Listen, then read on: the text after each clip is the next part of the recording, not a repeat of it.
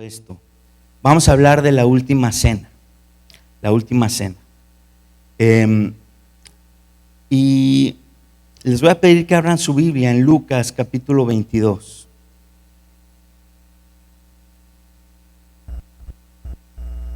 Lucas capítulo 22.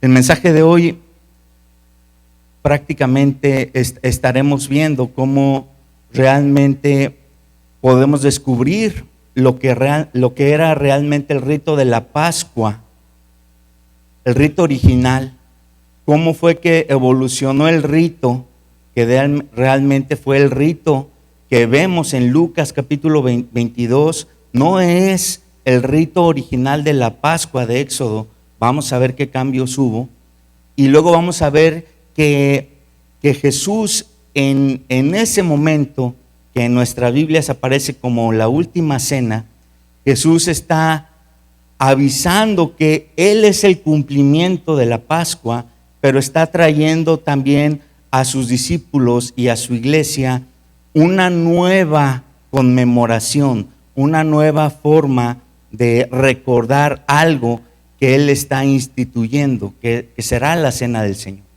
Entonces, ahí en Lucas capítulo 22, dice el versículo 7, llegó el día de los panes sin levadura, en el cual era necesario sacrificar el cordero de la Pascua. Y ahí, pues, subrayar nada más lo que dice la Biblia. En la Pascua, en la Pascua era necesario sacrificar un cordero, ¿sí? Era necesario sacrificar un cordero. Y de hecho, el momento de la Pascua es un ritual que implica un sacrificio, pero después de que sucede la Pascua, pasan 7 días en los cuales los judíos comían solamente panes sin levadura. Por eso la fiesta realmente empezaba con la Pascua, pero era todas 7 días después comiendo solamente pan sin levadura. Y entonces la Pascua era conocida por cualquiera de los dos nombres, ¿no? Dice Jesús envió a Pedro y a Juan diciendo: vayan y prepararnos la Pascua para que la comamos. Y entonces ahí nos detenemos tantito, porque entonces tenemos que revisar cuál era el rito original de la Pascua. Y ese rito original de la Pascua está en Éxodo 12, porque cuando Jesús le dice a Juan y a Pedro: vayan a preparar algo, pues está apuntando a algo que en el libro de Éxodo se describe con mucho detalle, ¿sí? Y que en Lucas no se describe con mucho detalle, porque para los judíos sería como que muy normal todo lo que tienen que hacer y todo lo que tienen que preparar. Entonces, vámonos a Éxodo. Y en Éxodo 12, capítulo 3, está hablando Dios a Moisés y le dice: habla a toda la congregación de Israel diciendo: en el 10 de este mes, en el mes Nisán, tómese cada uno un cordero según las familias de los padres, un cordero por familia. Mas si la familia fuere tan pequeña que no bastare para comer el cordero, entonces él y su vecino inmediato a su casa tomarán uno según el número de las personas.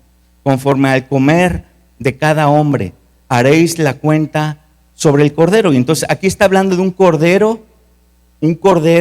que ya debería tener ciertas características. El versículo 5 dice: el animal será sin defecto, será un macho de 1 año. O sea, no nos imaginemos lo que hoy conocemos como un cabrito. No era un animal recién nacido o con muy pocos meses. Tenía que haber cumplido ya 1 año, ¿sí? Para un cordero o para una cabra, ya cumplir 1 año ya es una edad de madurez en su vida. No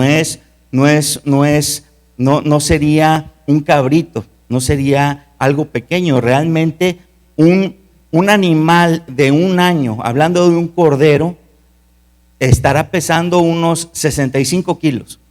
Y si a ese cordero, ya cuando tú lo sacrificas, le quitas la piel, le quitas la víscera y toda la sangre sale de su cuerpo, ese animal terminará pesando pues unos 40 kilos, ¿sí? Entonces, cuando dice, haz la cuenta de a quién vas a invitar a comer a tu cena, es en base a que esas cenas, ese cordero se tiene que acabar esa noche. Las familias israelitas eran familias muy numerosas. Entonces, si eran familias que mínimo eran de 10 personas, pues a lo mejor podrían decir, sí se pueden acabar un cordero, pero inclusive, pues un cordero de ese tamaño te puede alcanzar hasta para 20 personas. Entonces, si las familias fueran menores a esa cantidad, invitabas a tu vecino de tal forma que este animalito pudiera sacrificarse y comerse y acabarse en esa noche. Dice, lo tomarás de las vacas o de las cabras y lo guardarás hasta el día 14 de este mes. O sea, al principio dice que empieza la selección del animal el día 10 y luego dice que el 14 es el día que sucede el festejo. Dice, lo inmolará, o sea, lo sacrificará toda la congregación del pueblo de Israel entre las 2 tardes. Y tomarán de la sangre y la pondrán en los 2 postes y en el dintel de las casas en que lo han de comer. Y entonces, aquí ya está hablando de un rito que va a servir para que el pueblo de Israel no pase por el juicio de la 10ª plaga, ¿sí? La 10ª plaga había sido anunciada por Moisés a Faraón. La 10ª plaga consistía en que todos los primogénitos de todas las casas, incluso no nada más de los hombres, sino de los animales, iban a morir en esa noche. Y entonces Moisés también, aparte de decirle a Faraón lo que va a pasar, le dice al pueblo cómo es que ellos tienen que proteger sus casas y cómo es que ellos iban a ser salvados de la muerte, ¿sí? Por medio del sacrificio de un cordero y poniendo la sangre de ese cordero en el dintel, o lo que para nosotros sería como en el marco de la puerta de entrada de las casas. Entonces estarían manchando la puerta o el marco de la puerta de sangre. Dice, y aquella noche comerán la carne asada al fuego y panes sin levadura con hierbas amargas lo comerán. Y entonces cuando dice comerán la carne asada al fuego, entonces ya no estamos imaginando algo que un poco ya dije, ¿no? El animal lo tenían que sacrificar, la sangre la tenían que poner en un recipiente, esa sangre iba a usarse como para manchar el contorno de la puerta, el dintel, y el animalito le quitan la piel, le quitan las pezuñas, le quitan las vísceras y ya abierto prácticamente lo extiende, completamente extendido, y le cruzan varas de madera por el cuerpo, por la parte de atrás, pasando de su mano derecha a su pie izquierdo, cruzándolo por atrás, y luego al revés, otra vara por atrás, cruzándolo de su mano izquierda a su pie derecho. Y entonces el cordero quedaba así, y de esta forma podían ponerlo encima de un carbón, a un modo muy antiguo de lo que por nosotros hoy conocemos como la forma en que en nuestras casas asamos algo, ¿no? Hoy tenemos asadores, pero en aquella época ni siquiera era la época del hierro, o sea, no había un metal que ellos como que usaran para este tipo de cosas. Realmente lo hacían con varas, y entonces ponían la fogata, ponían tablones a los lados y luego montaban el cordero con eso cruzado en su cuerpo. Realmente, pues, lo hacían por delante y luego lo volteaban y así lo asaban, ¿no? Y entonces, y dice que el ritual era complementado con panes sin levadura y con hierbas amargas. Dice, lo comerán así, ceñidos sus lomos, su calzado en sus pies y su bordón en su mano, y lo comerán apresuradamente. Era como una instrucción. O sea, tienes que comerlo vestido como para salir rápido.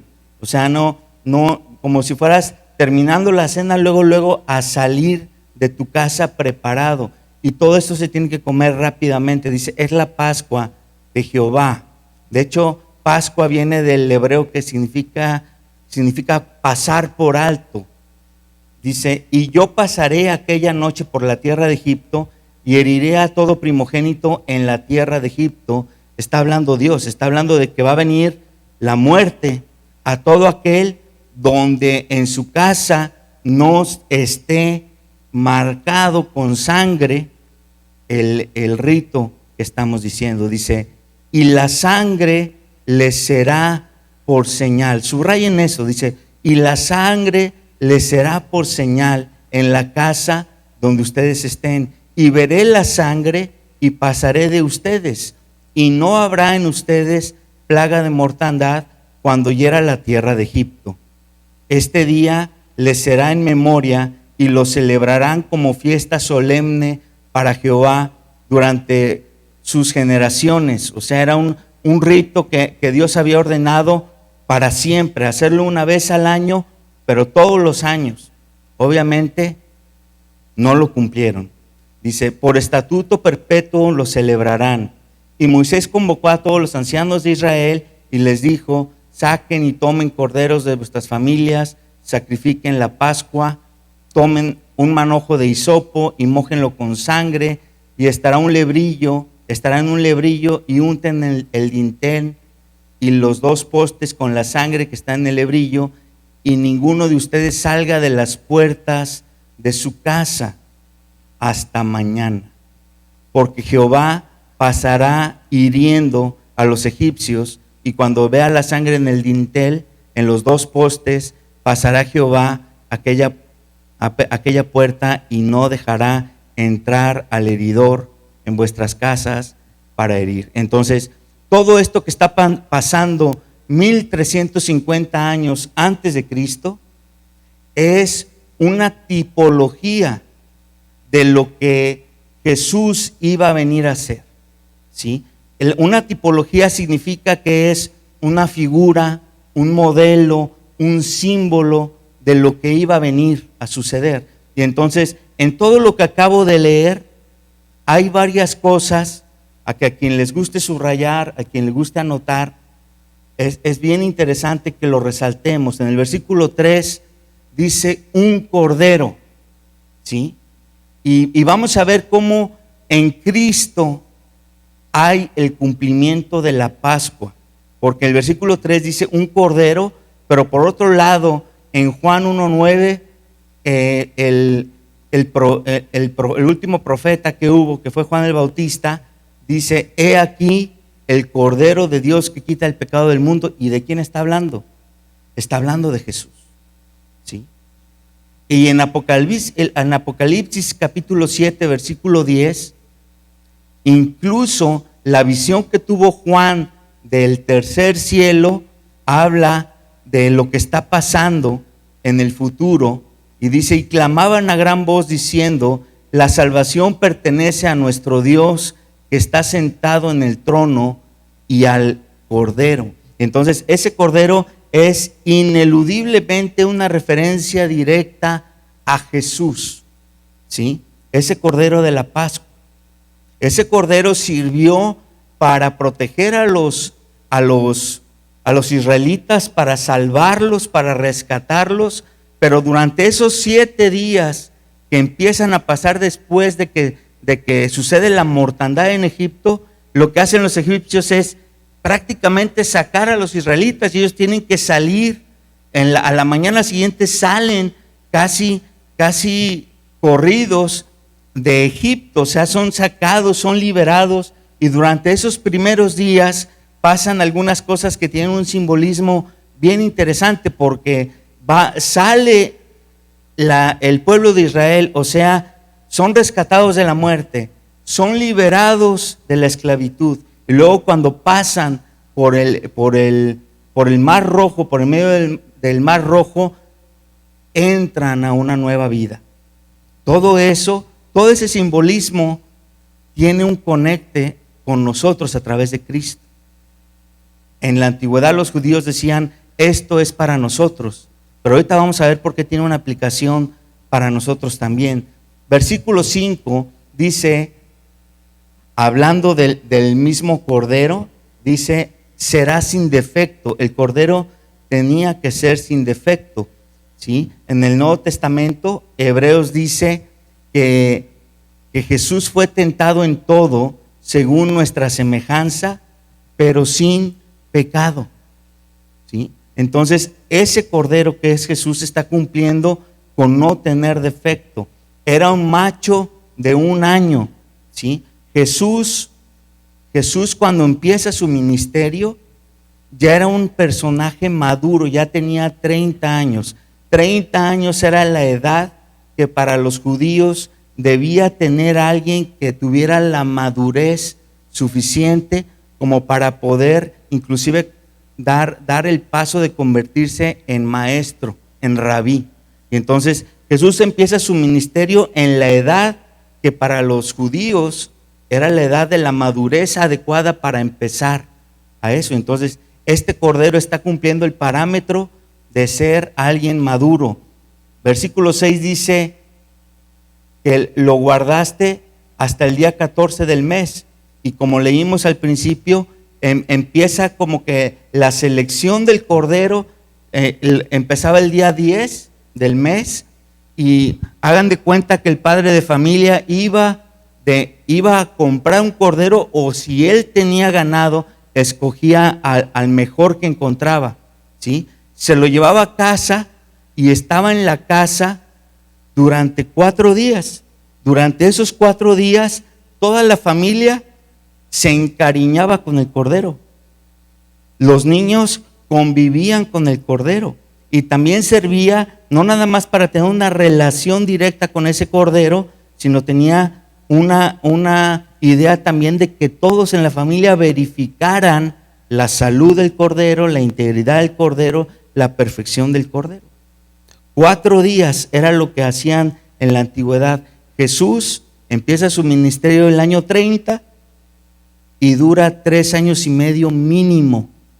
O sea, cumple el parámetro de los casi 4 años. De hecho, en el mandato de la Pascua original no da una referencia de la hora exacta en la que tenías que escoger el cordero. Dice, la escogerás el día tal. Podías ir a cualquier hora. Entonces, realmente, en la mayoría de los casos no eran 4 días exactos, eran menos de 4 días.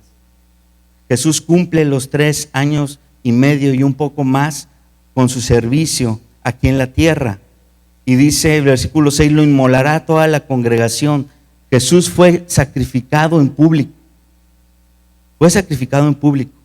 Y todos los representantes del pueblo fueron a ver cómo moría. Literalmente, él, al estar en esa cruz, lo sacaron de Jerusalén y lo pusieron en un monte que habían escogido los romanos, que era un monte que estaba prácticamente enfrente de la ciudad. Ese monte le llamaban de la Calavera. Y en ese monte pues, ponían a los crucificados como que más reconocidos, como para que toda la gente los viera, y tenía un doble efecto. El efecto de que se asustaran, o sea, de que mantuvieran el terror por el pueblo romano, y el otro es que quien hubiera sido afectado por ellos pudiera burlarse, pudiera ir y enfrentarlos. O sea, realmente tenía el efecto de hacer tan público, y así fue el sacrificio de Jesús. Así fue. O sea, cualquiera pudo estar al pie de la cruz y y la mayoría no estaban ahí llorando por él, ¿no? Si acaso su madre, Juan, María Magdalena, pero todos los demás se estaban burlando, lo estaban atormentando.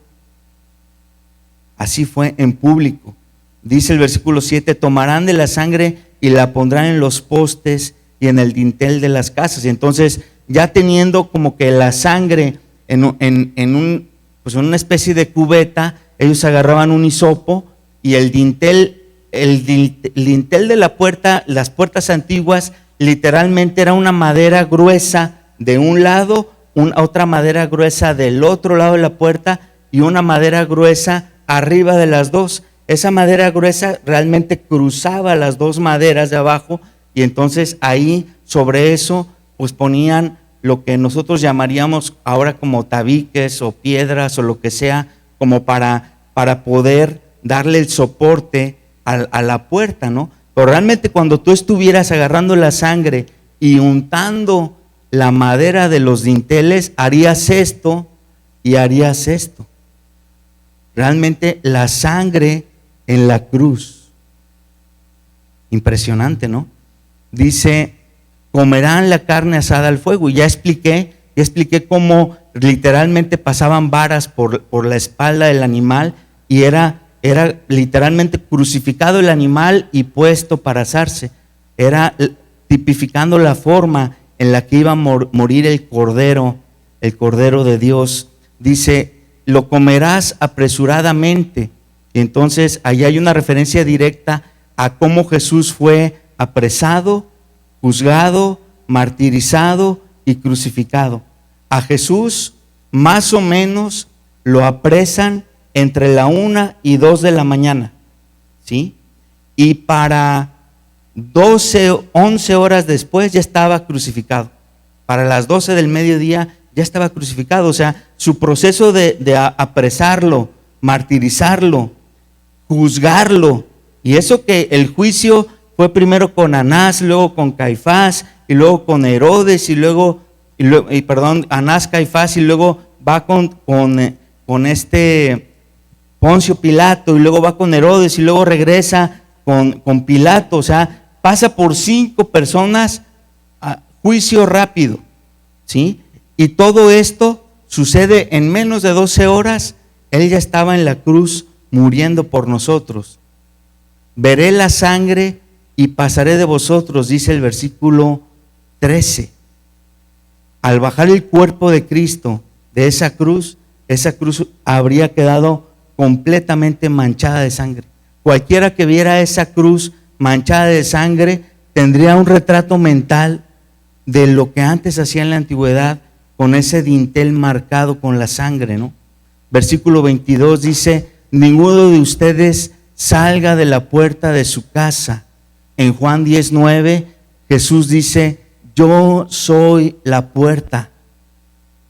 El que por mí entrare será salvado.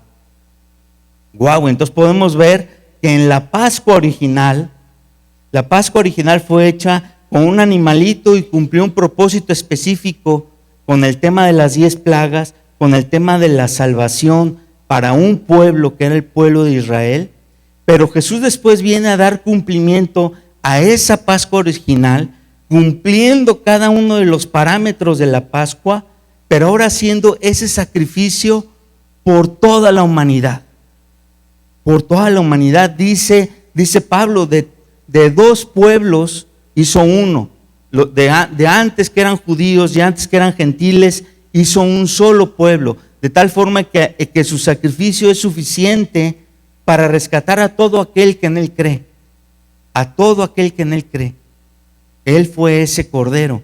Entonces, cuando vamos a la última cena, regresémonos a Lucas, por favor. Cuando vamos a la última cena, teniendo en mente todo lo que acabamos de ver en Éxodo, nos damos cuenta de algunas cosas que pasan, de algunas cosas que no pasan, y vamos a notar algunas diferencias. De hecho, si ahorita se dieron cuenta, todo lo que leímos de la Pascua original, no se habla de tomar vino. En ningún momento se habla de tomar vino. Y ahorita que vamos a leer Lucas, vamos a notar otro detalle. Lucas 22:14. Dice, cuando era la hora, se sentó a la mesa y con él los apóstoles. Y les dijo, cuánto he deseado comer con ustedes esta Pascua. Yo subrayaría, he deseado y subrayaría esta Pascua. ¿Sí? Porque ahí está haciendo referencia Jesús a que esa Pascua, esa específicamente la de esa noche, va a ser la última Pascua que tenga que celebrarse de la forma que hasta ese momento se celebraba, con un animalito muriendo. Esa iba a ser la última Pascua que debería celebrarse así, ¿sí? Pero luego dice, he deseado, y me llama la atención porque sabiéndose él, el Cordero, el que hubiera en él el deseo de convertirse en ese Cordero, está muy interesante. Un poquito adelante lo vamos a detallar. Dice, porque les digo que no la comeré más hasta que se cumpla en el reino de Dios. Y habiendo tomado la copa, dio gracias y dijo, tomad esto y repartidlo entre vosotros, porque os digo que no beberé más del fruto de la vid hasta que el reino de Dios venga. Y tomó el pan y dio gracias y lo partió y les dio diciendo, esto es mi cuerpo que por ustedes es dado. Hagan esto en memoria de mí. De igual manera, después que hubo cenado, tomó la copa diciendo, esta copa es el nuevo pacto en mi sangre que por ustedes se derrama. Entonces, aquí podemos notar varias cosas. Número uno, si ponemos atención, habla de dos copas. Dos copas. Versículo 17 dice, habiendo tomado la copa, dio gracias y dijo, Versículo 20 dice, después de comer el pan, en el versículo 20 dice, después de igual manera que hubo cenado, tomó la copa, diciendo, habla de dos copas, no habla de una copa, ¿sí? Ahora, para el momento en que Jesús está teniendo la última cena, ya pasaron 1350 años del rito original de la Pascua, ¿sí? Y lo que sucede de esos 1350 años, realmente el pueblo entra a la tierra prometida, el pueblo instaura un reino con Saúl, con David, con Salomón, un reino fuerte, un reino que fue considerado pues muy importante por ahí del año 1000 al año 900 más o menos. Y ese reino duró realmente 100 años, 120 años a lo mucho. Y después de eso viene una separación del reino, se dividen las tribus y empieza una decadencia de ese reino. En esa decadencia realmente el reino caía muy constantemente en idolatría, muy constantemente en dejar de cumplir la ley, muy constantemente en dejar de cumplir los ritos, ¿sí? De hecho, adoptaron otros ritos, adoptaron otras tradiciones, adoptaron otras cosas y viene un juicio de Dios. Ese juicio de Dios es lo que habla Isaías. Isaías profetiza por ahí del año 700 y cachito. Y ese juicio de Dios se cumple primero con el reino del norte, luego se cumple con el reino del sur, pero precisamente cuando está cumpliéndose en el reino del sur, empieza un movimiento como nacionalista, que pues realmente ya no tuvo mucho sentido, porque no lograron rescatar el reino, pero lo que sí lograron fue tener un sentido de unidad. El pueblo judío, cuando se va esclavizado a Babilonia, los que se llevan como esclavos, como sirvientes, etcétera, y que se los llevan deportados, el pueblo adquiere una identidad. Y entonces ellos tomaron la decisión, sabiendo que estaban pasando por por un periodo de consecuencias de todo lo que habían hecho, ellos empiezan a guardar lo que no habían guardado antes. Y una de las cosas que empezaron a guardar fue la Pascua, ¿sí? Y entonces empiezan a haber escribas, empieza a haber maestros y empiezan a enseñar un modelo de Pascua que tiene una evolución. Esa evolución tiene algunas diferencias con el rito original, porque algunos rabís insertaron algunas cosas como para reforzar el sentido de pertenencia, el sentido nacional de la fiesta judía, ¿sí? Y entonces realmente lo que está sucediendo cuando Jesús está ejecutando la última cena es más parecido a un rito pascual ya evolucionado. Por eso vemos el vino y por eso vemos inclusive que no nada más hay una copa, sino que hay varias, y por eso vemos también que inclusive en uno de los evangelios, en Marcos 14, 26, y creo que también aparece en Mateo, dice que después, que en la última cena, casi cuando estaban acabando, dice que cantaron el himno, ¿sí? Y en el rito original de la Pascua nunca se menciona que deban cantar un himno, ¿sí? Ahorita vamos a ver entonces a qué se refiere. Entonces, la evolución de ese rito pascual sucede y lo que hacen los rabís es que hacen como un consenso y hacen un rito detallado, la forma de seguir una Pascua, tomando como referencia la promesa original que Dios le había dado a Moisés. Vámonos a Éxodo capítulo 6. Éxodo capítulo 6.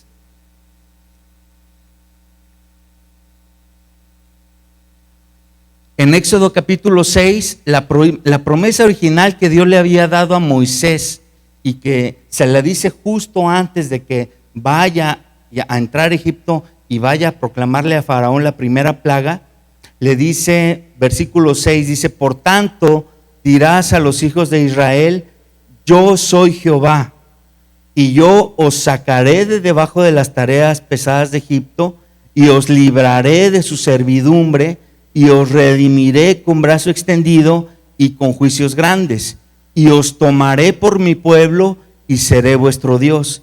Y vosotros sabréis que yo soy Jehová vuestro Dios, que os sacó de debajo de las tareas pesadas de Egipto, y os meteré en la tierra por la cual alcé mi mano, jurando que la daría a Abraham, a Isaac, a Jacob, y yo os la daré por heredad, yo Jehová. Y entonces esta promesa que está entre el 6 y el 8 empieza diciendo yo Jehová y termina diciendo yo Jehová. Es una promesa en la cual prácticamente Dios está afirmando con su nombre que eso se va a cumplir. Cuando los rabís, estando en Babilonia, empiezan a estudiar la escritura, se dan cuenta de esta promesa y se dan cuenta que esta promesa no se cumplió al 100% porque ellos desobedecieron el pacto. Ellos desobedecieron parte del pacto de Moisés, que era el tema de la ley, el tema de las por lo que ya se ha visto en parte los mandamientos, los rituales de las fiestas, etcétera. Mucho de eso lo desobedecieron. Entonces los rabinos se dan cuenta de eso y ellos instauran una Pascua rememorando y buscando como que eso se restaure. Y entonces llegan a un consenso de que en una Pascua debe haber 4 copas. En la Pascua que estaría tomando Jesús, había en la mesa 4 copas. Por eso aquí, en esta mesa que tenemos muy bonita y muy adornadita, hay 4 copas, ¿sí? En la mesa cuando Jesús está con sus discípulos, hay 4 copas en la mesa, ¿sí? ¿Cuáles son las 4 copas? Si gustan subrayar, ahí en Éxodo, la primera copa es yo os sacaré. La segunda copa es os libraré. La tercera copa es os redimiré. Y la cuarta copa, los rabinos los rabís de aquella época decían que el os tomaré del versículo 7 y el os meteré del versículo 8 iban a suceder al mismo tiempo, y entonces para ellos esos dos verbos eran la cuarta copa, ¿sí? Ahora, Jesús, imaginémonos que estamos en esa última cena. ¿Qué significa la primera copa? La primera copa es la copa de la separación, la copa en la que Dios le dice al pueblo que será un pueblo santo. En Deuteronomio capítulo 14, versículo 2, Dios le dice a su pueblo: porque eres pueblo santo a Jehová tu Dios. Jehová te ha escogido para que seas un pueblo único. Entonces, esa copa era la copa de la separación o de la santificación, la copa en la que los judíos decían: esto es para nosotros, nos ha separado, nos ha santificado. La segunda copa, la que dice yo os libraré, es la copa del juicio, ¿sí? Y esa copa de juicio simbolizaba el castigo que merecían todos los enemigos de Dios y todos los enemigos de su pueblo. La tercera copa, la copa de la redención, cuando dice os redimiré, simbolizaba el precio que Dios paga por su pueblo, ¿sí? Y la cuarta copa, cuando dice os tomaré y os meteré, es la copa del reino, ¿ok? Ahora, el rito, si ya estuviéramos ahorita viendo cómo era el rito en la última cena, realmente eran varias cosas. Aquí en esta mesa, aparte de las 4 copas, tengo unas hierbas que para los judíos serían hierbas amargas. Tendrían un recipiente con agua y tendrían pan, que aquí lo tengo a modo de galleta, porque el pan sin levadura realmente, pues su consistencia es más como galleta, porque no esponja, ¿no? Ahora, pues no me traje un cordero porque pues no cabe en la mesa, no por otra razón, pero no, habría también el cordero, ¿no? El cordero asado. Entonces, esos son los elementos que estarían en la cena, en la última cena. Estando esos elementos en la mesa, les voy más o menos a explicar cómo era todo el rito que seguían. Todo este rito empezaba aproximadamente a las 6 de la tarde, ¿sí? Y se juntaba todos los que iban a participar, la familia, y si hubiera invitados o vecinos, todos se juntaban alrededor de la mesa. El mayor que estuviera en la reunión, la persona de más edad, tomaba la palabra, ¿sí? Y el mayor empezaba el rito recitando una oración que se llama Kiddush. Esa oración que se llama Kiddush en hebreo es una oración que en síntesis, no se las voy a leer porque sí está medio larga, pero en síntesis prácticamente son varias bendiciones que dice el mayor de la casa. Empieza diciendo: bendito sea el Dios creador, ¿sí? Empieza haciendo referencia a que Dios creó todas las cosas. Es Dios creador del universo, creador de la tierra, creador de los hombres. Esa oración también da una bendición: bendito el Dios que escogió a Abraham, a Isaac, a Jacob, y que de Jacob escogió un pueblo para sí. Luego esa misma oración hace otra bendición: bendito el Dios que nos sacó de Egipto, que nos liberó y que nos constituyó una nación separada. Y la oración termina con una última bendición, la bendición por lo que van a comer. Bendito sea el Dios y Padre, creador del universo y de la tierra, que me permite participar de estos alimentos. Y entonces, cerrando con esa bendición, empezaba ahora sí la cena, ¿sí? ¿Qué era lo primero que hacían? Comían el cordero. Lo segundo era, bebían la primera copa, la copa que era la copa de la separación, la copa de la santidad. Yo la voy a beber. La copa de la separación, la copa de la santidad. ¿Sí? Y lo que haría el mayor de la casa sería beber él y pasar la copa.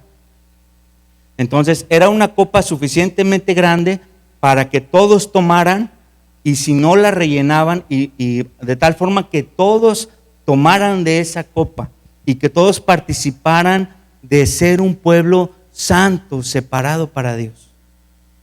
¿Sí? Después de esto, ellos tomarían las hierbas amargas, las remojarían en agua salada y las comerían. ¿Sí? Esto simbolizaba la amargura que como pueblo habían tenido siendo esclavos, y el agua salada simbolizaba las lágrimas que habían tenido en toda su esclavitud. Entonces hacían eso, comían las hierbas amargas remojándolas en agua salada, y después de eso tomaban el pan. El mayor tomaba el pan, un pan que era más grande que esto, más largo, y lo partía por la mitad. Esta mitad la ponía en la mesa, la otra mitad la escondían. Regresaba la persona con esta mitad y empezaba a repartir a todos para que comieran y participaran de este pan. Después de participar del pan, venía una pregunta, daban un espacio a que el menor que estuviera en el rito, si fuera un niño, era el niño, si no hubiera niños, el que tuviera menor edad tenía que hacer una pregunta: ¿por qué esta noche es diferente a todas las noches? ¿Sí? Y esa pregunta la hacía de forma que todos la escucharan, y el mayor de la casa explicaba por qué esa noche era diferente a todas las noches. Explicaba qué simbolizaba todo lo que estaba pasando en la mesa, todo el simbolismo, todo el rescate, etcétera. Explicaba todo eso. Entonces esa era una forma de rememorar lo que estaban haciendo al comer y al conmemorar esa noche. Después de contestar la pregunta, se tomaba la segunda copa, o la persona que estuviera guiando la cena tomaba la copa, y en lugar de tomarla, hacía esto y dejaba caer una gota al piso, e iba pasando la copa, y el que fuera pasando alrededor hacía lo mismo, metía su dedo y dejaba caer una gota de vino al piso, y así. Y cada vez que alguien dejaba caer una gota al piso, como era la copa del juicio, el juicio que están recordando es el juicio que vino sobre Egipto. ¿Cuál juicio fue? Las 10 plagas. Y entonces el primero que derramaba la primera gota decía: Dios trajo juicio contra Egipto por medio de la plaga de la sangre. Y el segundo decía: plaga de las ranas. El tercero, plaga de los piojos. El cuarto, así, mencionando las 10 plagas. Si hubiera menos de 10 personas en la mesa, pues daban doble vuelta. Si hubiera más de 10 personas en la mesa, pues los que alcanzaran a mencionarlo, ¿no? Y después de declarar los 10 juicios que hubo, ahora sí tomaban todos de esa copa. ¿Ok? Después de eso, bien importante recalcar que en la cena del Señor, o en esa última cena, Jesús toma nada más 2 copas. Esta copa, la segunda, Él no la toma. Él no la toma. Porque esta copa hace referencia a un juicio por el que Él va a pasar de otra forma. Él hace referencia a esta copa en el Getsemaní. Momentos después, unas pocas horas después, Él va a orar en el Getsemaní y le dice a Dios: Señor Dios mío, si es posible que pase de mí esta copa. Está hablando de la copa esta, ¿sí? Y esa copa la iba a beber no ahí con el vino, sino la iba a beber muriendo, llevando el juicio que merecía toda la humanidad por el pecado de toda la humanidad, ¿sí? Entonces Jesús hace referencia a esta copa, pero Él no la toma en la mesa, la toma de otra forma, muriendo, ¿ok? Después de la segunda copa, sigue una práctica que hacían los judíos, que era lavarse las manos, ¿sí? En la Biblia, cuando leemos la última cena, no se menciona que se laven las manos. Menciona que Jesús de repente los saca de la mesa y les empieza a lavar los pies. Les lava los pies, ¿sí? Entonces los judíos tenían la tradición de lavarse las manos, y ese lavamiento de manos simbolizaba algo ritual de una pureza, una limpieza personal para mí. Jesús está metiendo algo diferente en la última cena, y habla de un lavamiento no de manos, sino de pies. Y el lavamiento lo hace uno al otro. No me lavo yo solo los pies, sino que yo le lavo a otros los pies, o Jesús le lavó a sus discípulos los pies. Entonces, aquí hay un lavamiento que es para alguien más.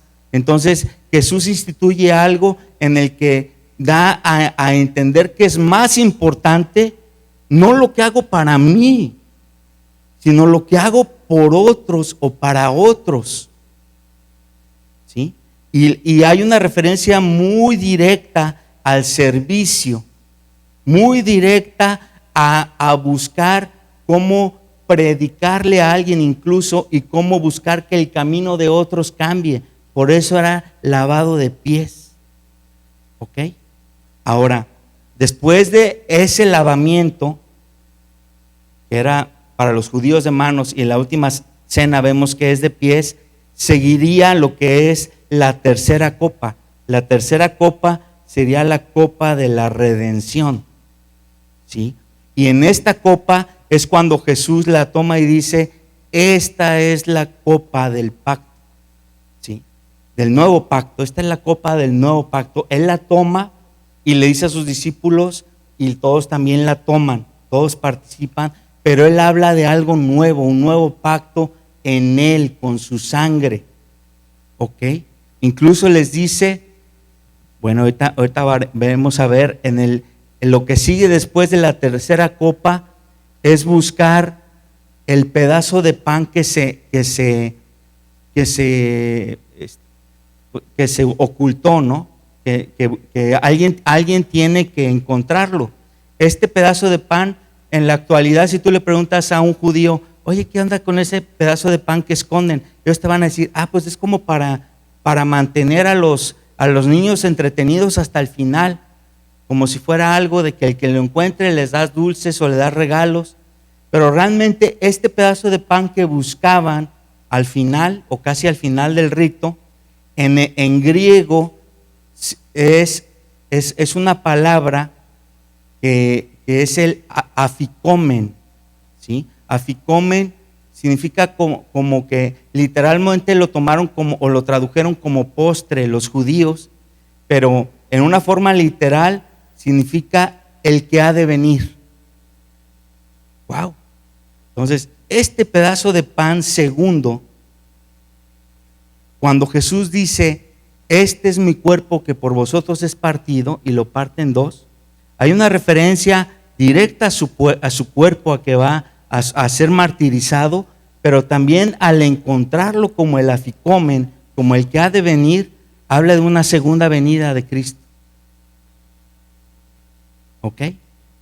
Tan clarito, y los judíos siguen sin entenderlo.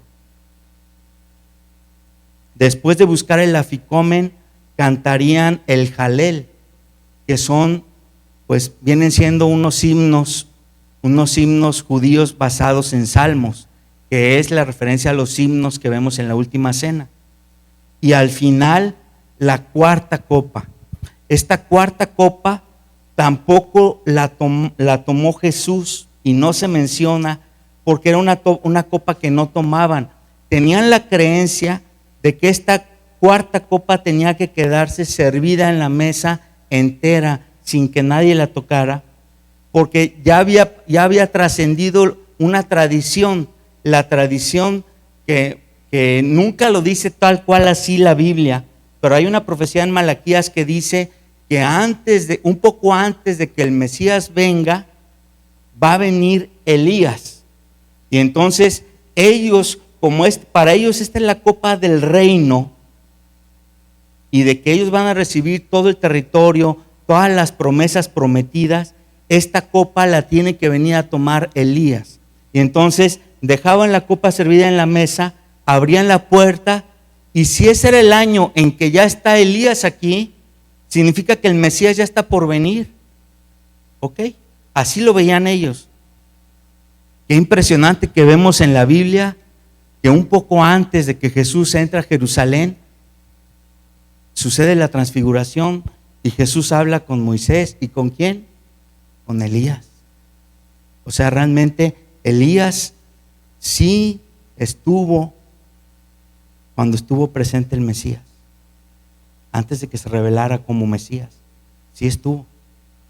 ¿Ok? Entonces, en todo este rito, a pesar de que hay variaciones del rito original, realmente Jesús lo celebra así porque concuerda con muchas cosas mencionadas en la Biblia, pero también Él dice, esta es la última vez que se celebrará por medio de un cordero, porque yo soy ese cordero. Y por eso Él cumple la Pascua y Él dice, a partir del año siguiente ya no se celebrará como tal una Pascua entre los que crean en mí, sino una cena, que nosotros le llamamos la cena del Señor, y tenemos como símbolos el pan y el vino, porque Jesús dijo, este es el cuerpo que por vosotros es partido, y esta es la sangre que será derramada como señal del nuevo pacto. ¿Sí? Todo lo demás es hecho a un lado. Poner otro cordero en la mesa estaría de más. Poner hierbas amargas y agua salada está de más, porque en Jesús ya nuestro pasado ya pasó, hermanos. Ya no tendría por qué yo estar acordándome de mis amarguras, de mi pasado, ni de mis llantos. No, el Señor ha cambiado mi lamento en gozo. Amén. Para meditar lo siguiente. Realmente Jesús se convierte en el Cordero de la Pascua después de celebrar con sus discípulos esta última cena y de decirles cómo celebrar después en memoria de Él. Él sufre el arresto, sufre el ser golpeado, sufre el ser enjuiciado injustamente, el ser señalado, el ser martirizado, el ser crucificado y el morir por nosotros. Literalmente lo sufre Él como cordero, ¿sí? Y Él toma el lugar del cordero, y Él toma el lugar de algo que decía la palabra de Dios desde la antigüedad, desde el Antiguo Testamento. Menciona que sin sangre, sin derramamiento de sangre, no hay perdón de pecados. Tenía que morir alguien por los pecados de todo el mundo. Y nosotros hoy estamos celebrando la muerte de nuestro Señor Jesús.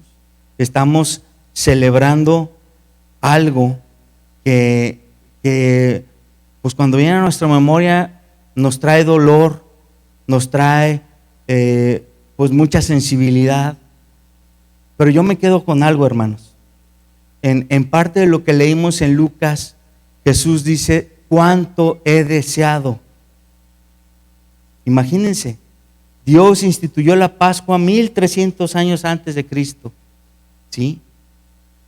Y desde esos años estaba ya apuntando a lo que iba a pasar 1300 años después. Jesús sabía que Él era el cumplimiento de esa Pascua.